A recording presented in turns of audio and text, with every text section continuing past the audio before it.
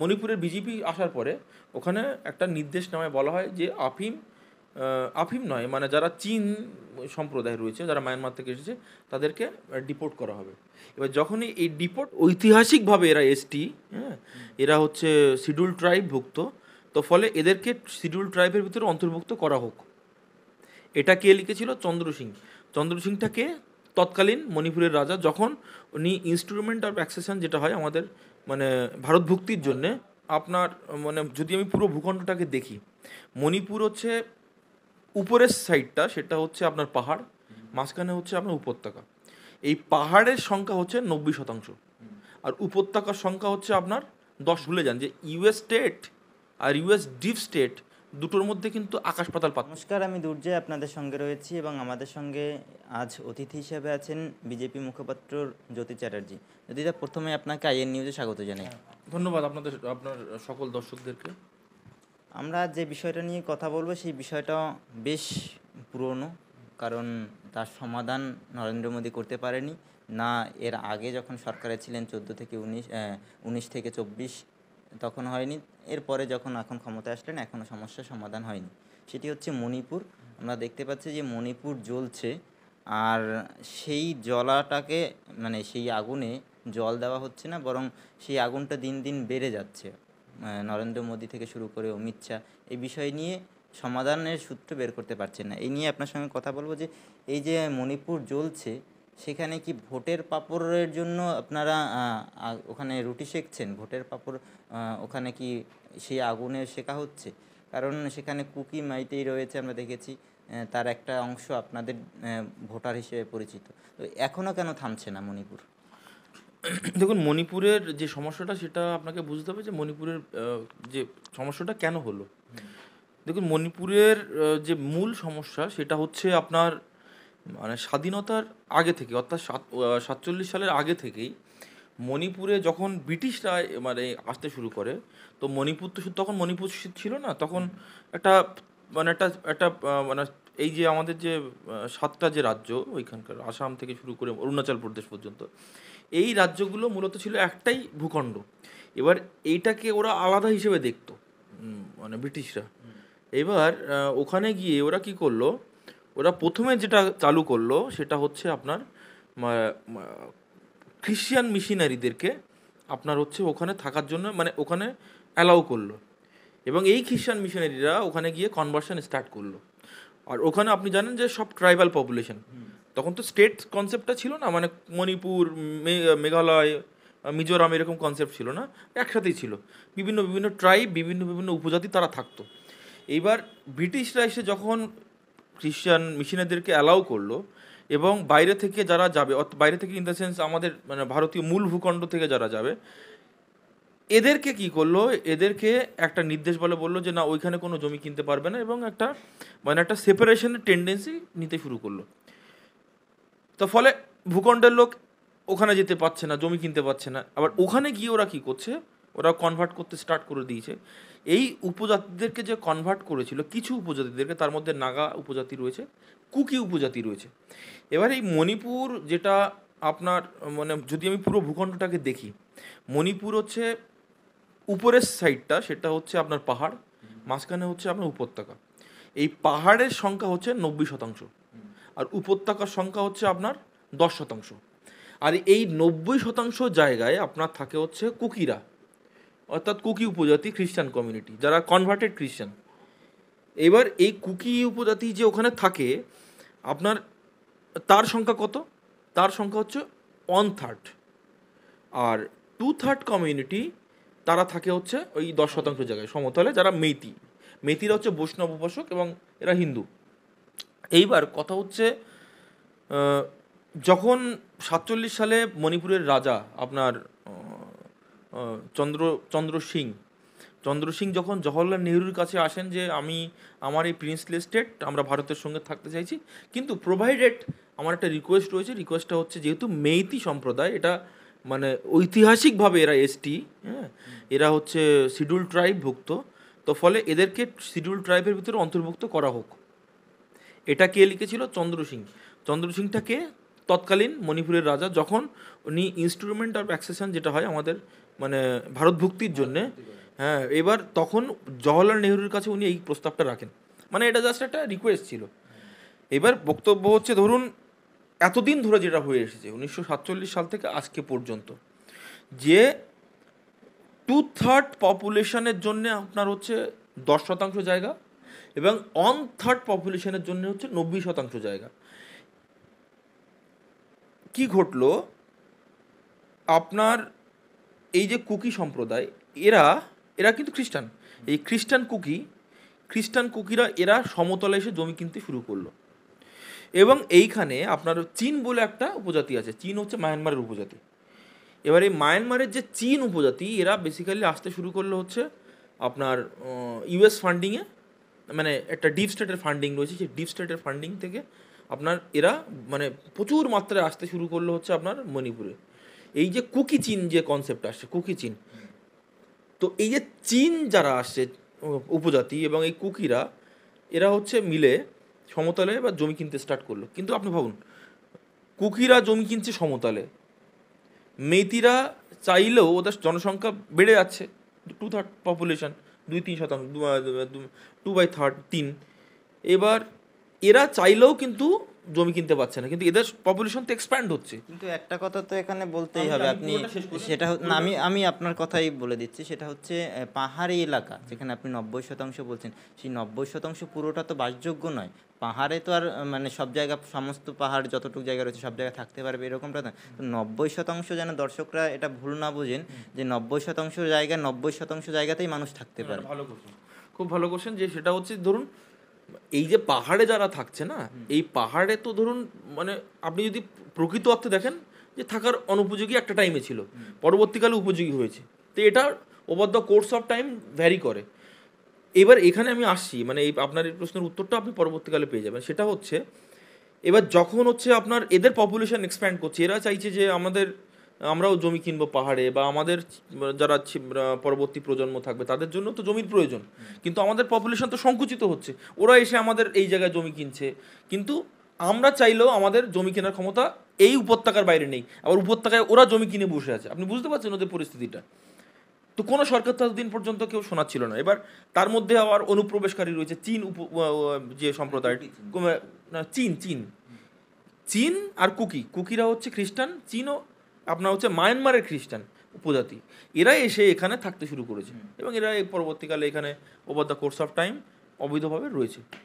কোশ্চেনটা হচ্ছে মণিপুরের ক্ষেত্রে এই যে কুকি চীন, এরা মিলে মানে পার্টিকুলারলি চীন উপজাতি মিলে ওপিয়াম চাষ করতে স্টার্ট করে দেয়। ওপিয়াম মানে হচ্ছে আপনার হচ্ছে ওই যেটা হচ্ছে আফিম, এবং একটা ড্রাগ ইকোনমি ক্রিয়েট করে ওখানে পুরো 7 সিস্টার জুড়ে। এই যে ভারতবর্ষের যে ড্রাগ যে সিস্টেমটা, আফিম যে বিভিন্ন জায়গায় হচ্ছে না, ওটা ওইখান থেকেই মূলত।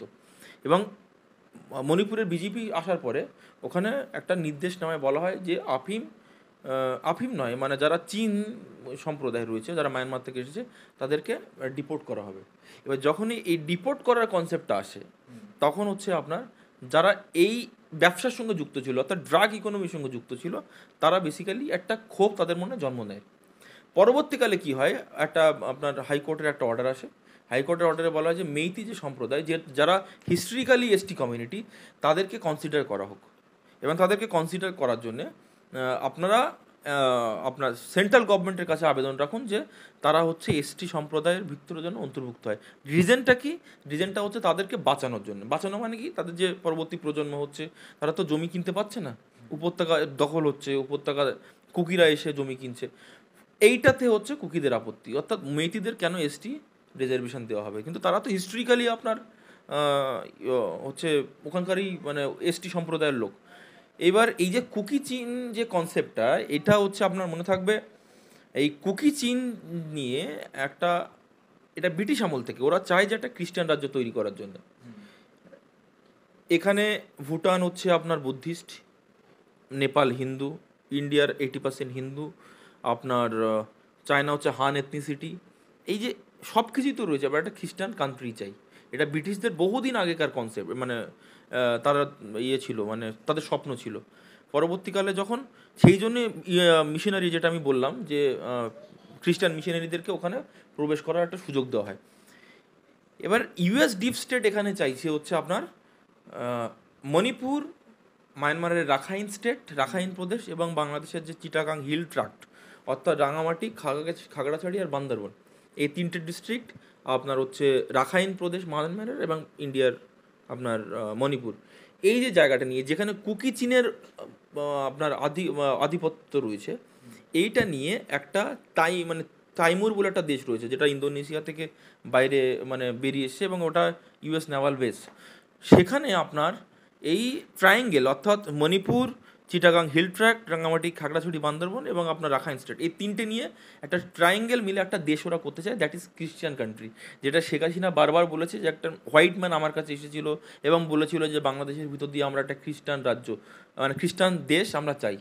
তো এটা এটা এটা ওদের দীর্ঘদিনের প্ল্যান। আর আপনি দেখুন এই তিনটে জায়গায় মেনলি ঝামেলা হচ্ছে, ঠিক আছে? এই যে আপনার বাংলাদেশে এখন ওই চিটাগাং হিল ট্র্যাক্টের ওই তিনটে ওই পোর্শনটা আপনার মণিপুরে এবং রাখাইন স্টেটে। তো মানে যদি মানে একটা যদি অরাজকতা তৈরি হয় বা এরকম যদি যদি আপনার ইয়েটা তৈরি হয় মানে একটা রিভোল্ট বা রেভলিউশন তৈরি হয়, তো পরবর্তীকালে তারা তো সেখান থেকে তো স্বাধীন একটা মানে সেসেশনিস্ট টেন্ডেন্সি থাকবে, ফলে স্বাধীনতার একটা টেন্ডেন্সি তাদের তৈরি হবে। এটা তাদের প্ল্যান। কিন্তু এটা আমরা যদি এই মণিপুর প্রবলেমটাকে শুধুমাত্র এই যে হয় না মণিপুরে জ্বলছে, মণিপুরে হচ্ছে, এই যে হিস্ট্রিক্যাল ব্যাকগ্রাউন্ড, আপনার ওপিয়াম চাষটাকে বন্ধ করে দেওয়া, হ্যাঁ, মানে তাদের যে আফিম অর্থাৎ ড্রাগ ইকোনমি যেটা করেছিল সেটা ধ্বংস করে দেওয়ার একটা আমরা যে অর্ডার জারি করেছিলাম, তো সেটা তো ওরা তো কখনোই মেনে নেবে না। তো ফলে এইটা কিন্তু একটা দীর্ঘমেয়াদী আপনার ওদের পরিকল্পনা রয়েছে যেটা আমাদেরকে কমব্যাট করতে হচ্ছে।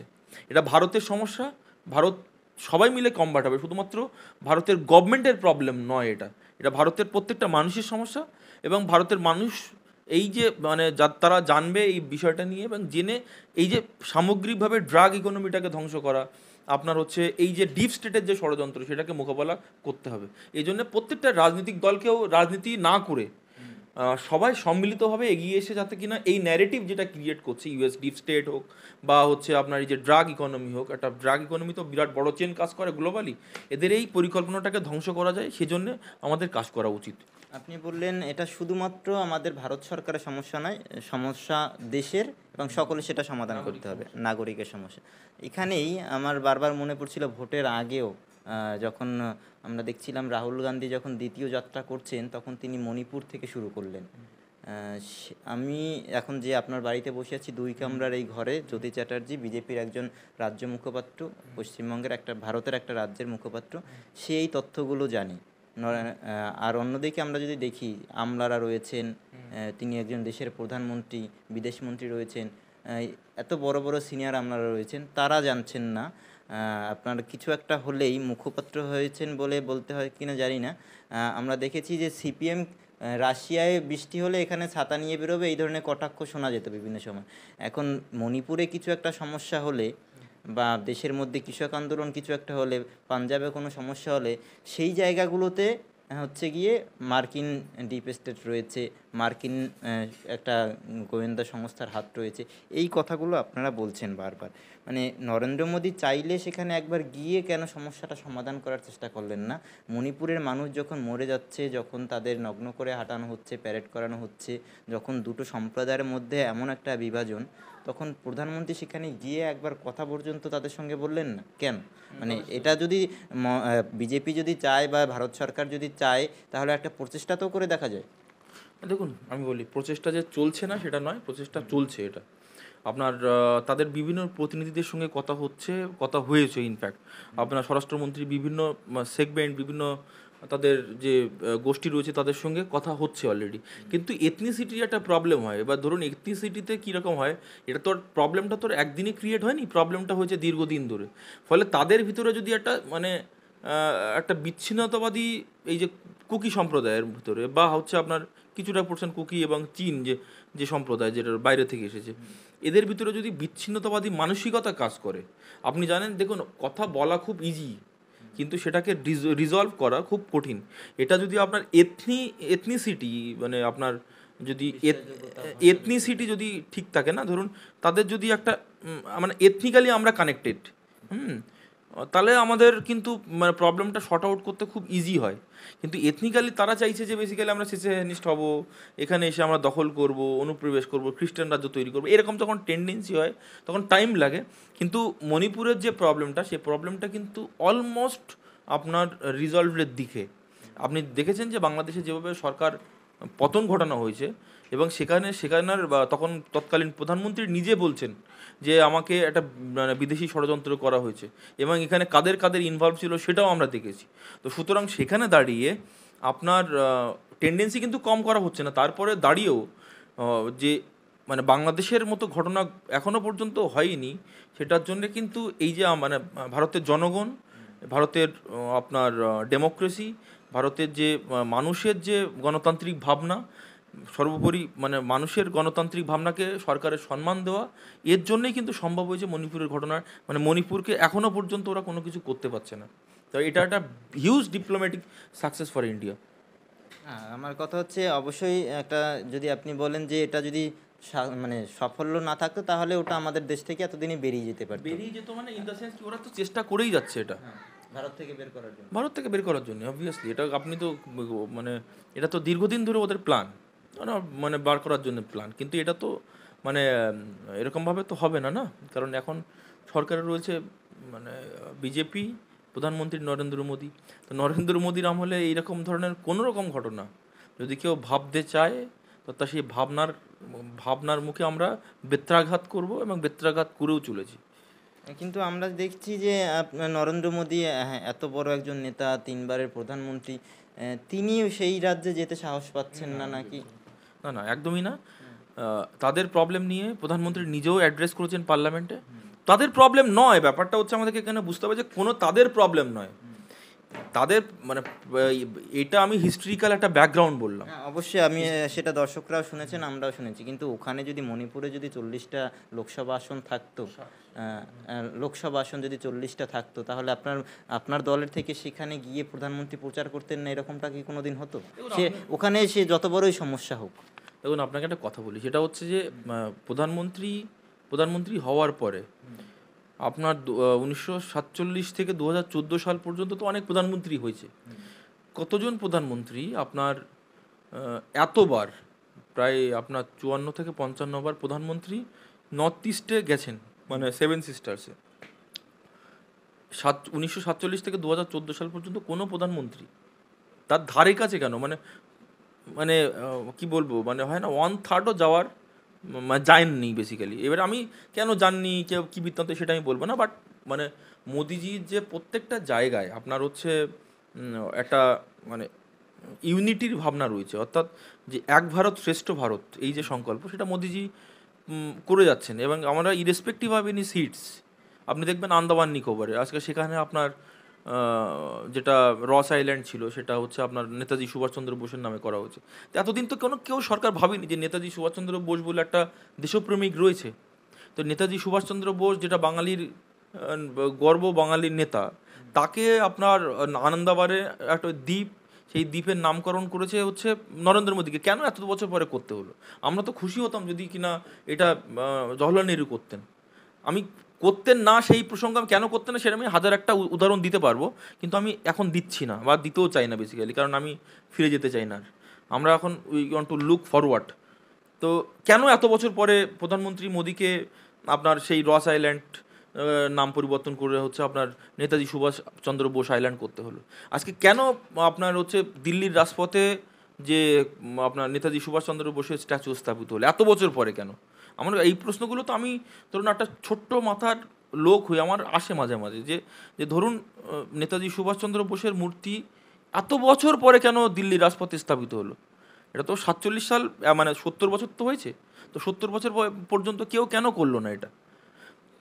কেন এখনো পর্যন্ত? সেটা অবশ্যই হয়েছে আমাদের গর্বের বিষয়, বাঙালি হিসেবে তো গর্বের, এই যে সুভাষ নেতাজির নামে হয়েছে। আমি একটা উদাহরণ কিন্তু দিলাম, যেটা হচ্ছে আপনার আন্দামান নিকোবর। হ্যাঁ, অবশ্যই। কিন্তু আমার কথা হচ্ছে, আমরা ইন্দিরা গান্ধীকেও প্রধানমন্ত্রী হিসেবে দেখেছি। যখন পাঞ্জাবের ঘটনা ঘটলো, যখন পাঞ্জাব যখন বিচ্ছিন্নতাবাদীদের একটা আখড়ার একটা জায়গা হয়ে উঠলো, তখন তিনি শক্ত হাতে সেটার মোকাবিলা করেছেন। তার জন্য তাকে প্রাণও দিতে হয়েছে।